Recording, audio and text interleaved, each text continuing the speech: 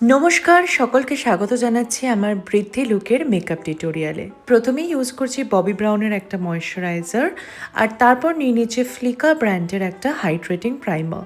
ফেসটাকে আরেকটু গ্লো করার জন্য ইউজ করছি রেনির লুমিগ্রো ময়েশ্চারাইজারটা।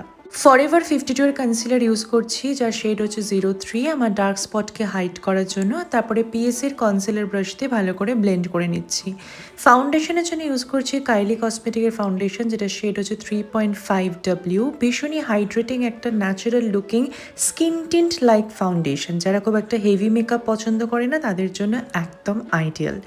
ব্লাশের জন্য ইউজ করছি O2 এর ব্লাশ, যেটা শেড হচ্ছে পিঙ্ক। খুব মিনিমাল ইউজ করছি, তারপর ভালো করে ওই সেম কনসিলার ব্রাশটা দিয়ে ব্লেন্ড করে নিলাম। হাইলাইটারের জন্য ইউজ করছি সুইস বিউটির কনসিলার, যেটা শেড হচ্ছে বেজ। হাইলাইটার পয়েন্টে অ্যাপ্লাই করে এগেন কনসিলার ব্রাশ দিয়ে ভালো করে ব্লেন্ড করে নিচ্ছি। আর এখন ফেসটা এরকম লাগছে। পাউডারের জন্য ইউজ করছি সুইস বিউটির ইয়েলো বানানা পাউডার। পুরো ফেসটাকে বেকিং করে নিচ্ছি। কন্ট্যুরের জন্য ইউজ করছি শার্লেট টিলবারির ব্রঞ্জার। এটা না থাকলে তোমরা যে কোনো ব্র্যান্ডের কন্ট্যুর ইউজ করতে পারো, যেহেতু দিনের বেলার লুক দেখো মিনিমাল কন্ট্যুর। ব্লাশের জন্য ইউজ করছি নাইকার মালেবু বারবি এই ব্লাশের প্যালেটটা।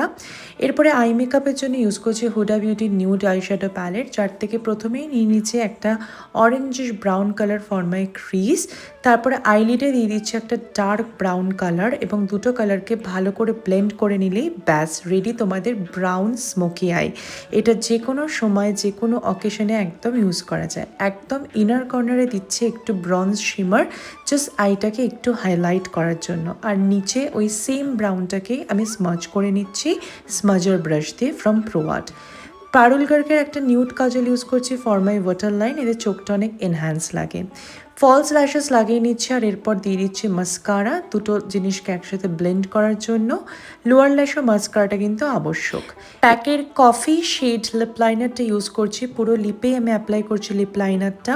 এটাতে লিপস্টিক অনেক বেশি লং লাস্টিং হয়। এরপর পারুল গার্গের একটা শেড যার নাম হচ্ছে চকলেট কসমস, সেটা আমি পুরো লিপে অ্যাপ্লাই করছি, এবং জাস্ট সেন্টারে অ্যাপ্লাই করছি পারুল গার্গেরই ডেজি। এরপর মেকআপটাকে ফিক্স করার জন্য ইউজ করছি রেনের মেকআপ ফিক্সার, আর তারপরে ম্যাকের সফট অ্যান্ড জেন্টাল হাইলাইটার দিলাম।